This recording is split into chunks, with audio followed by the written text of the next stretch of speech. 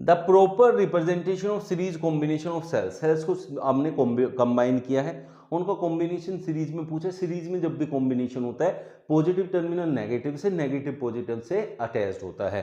तो यहां देखें ये बड़े वाला जो साइन होता है पॉजिटिव है, छोटे वाला नेगेटिव है। ये positive negative positive negative positive negative positive negative. तो ऑप्शन 1 जो है यहाँ करेक्ट रिप्रेजेंटेशन है सीरीज का। दूसरे वाला गलत क्यों है? यहां देखिए दो नेगेटिव एक साथ आ गए जो कि नहीं आ सकते हैं। यहां भी दो नेगेटिव एक साथ है, ये भी नहीं हो सकता है, ये भी नहीं हो सकता है, इसलिए हम कहेंगे ऑप्शन 1। तो ए हमारा करेक्ट आंसर होगा। Which of the following represents voltage? Voltage क्या होता है? Voltage is the work done per unit charge. एक यूनिट चार्ज को मूव करने के लिए एक प्लेस से दूसरे प्लेस तक जो वर्क किया जाता है उसको हम कहते हैं वोल्टेज। तो V is work done upon charge, और जो हमारा चार्ज है दैट इज, देखिए यहां वर्क डन तो हमें दे रखा है लेकिन हमें यहां करंट और टाइम दे रखा है। तो बच्चों क्या होता है work done? Q is equal to होता है I इंटू टी। तो मैं इसे आई टी लिख दूं तो करंट इंटू टाइम, तो ऑप्शन ए हमारा करेक्ट आंसर बन जाएगा। तो इस तरीके से उसको थोड़ा सा चेंज करना होता है करेक्ट आंसर फाइंड आउट करने के लिए। Cylindrical conductor of length L and uniform area of cross section A has resistance R. Another conductor of length 2L and resistance R of the same material has area of cross section. देखिए जब भी हमारा जो resistance है, resistance directly proportional होता है length के और इनवर्सली प्रोपोर्शनल होता है एरिया की। अगर लेंथ डबल होगा तो रेसिस्टेंस भी डबल हो जाएगा, अगर एरिया डबल होगा तो रेसिस्टेंस हाफ हो जाएगा। ऐसे होता है क्योंकि ये डायरेक्टली है वो इनवर्सली है। पहले केस में आपका रेसिस्टेंस क्या होगा बच्चों?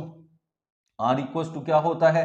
R equal to rho L upon A होता है। ये पहले केस में रेसिस्टेंस बन गया, ठीक है। रेसिस्टिविटी दोनों केस में सेम है क्योंकि उसने कहा मटेरियल दोनों का सेम है। दूसरे केस में देखें another conductor of length 2L, length हो गई 2L, तो नया रेसिस्टेंस R डैश ले लेते हैं रो, ये हो जाएगा 2L डिवाइडेड बाई, अब उसने कहा कि हमारा एंड रेसिस्टेंस R, ये R ही रहना चाहिए, ये सेम रहना चाहिए। तो इसकी जगह हम ये लिखें rho L upon a will be rho 2L upon, उसने ये फाइंड आउट करने के लिए बोला नया एरिया, इसको ए डैश ले लेते हैं। रो से रो कैंसिल हो जाएगा, L से L, तो अब यहां क्या हो जाएगा? ये इधर आएगा, ए डैश विल बी 2A, तो हमें एरिया को ट्वाइस करना पड़ेगा, तो twice of area will be your answer. A student carries out an experiment। अब यहां हमें ये बताना है कि VI जो ग्राफ दिया है हमें, इस ग्राफ में हमें ये बताना है which of the following is true. तो कौन सा रेजिस्टेंस बड़ा होगा, कौन सा छोटा होगा?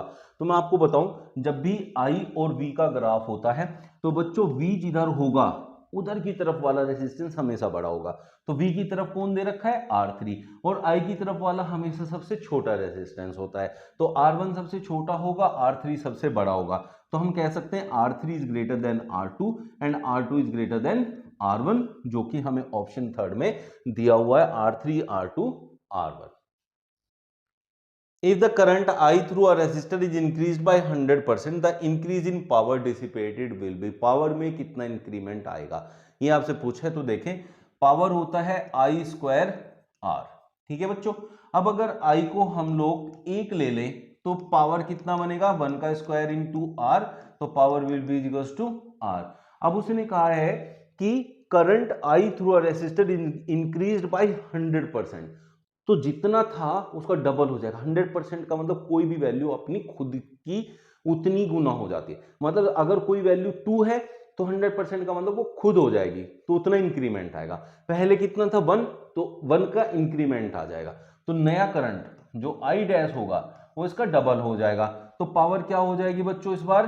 2 का स्क्वायर इंटू R, तो पावर इज इक्वल टू हो गई 4R। पहले पावर कितनी थी? R, इंक्रीमेंट कितना हो गया बच्चों? 4R minus R is 3R। 3 मतलब 300%, जितना टाइम्स होगा उतना परसेंट हो जाएगा। अभी मैंने बताया था 100% खुद का होता है तो उतना बढ़ जाता है। अब 3 टाइम्स है, 300% का मतलब होता है 3 टाइम्स, तो 300% हम उसे कह सकते हैं।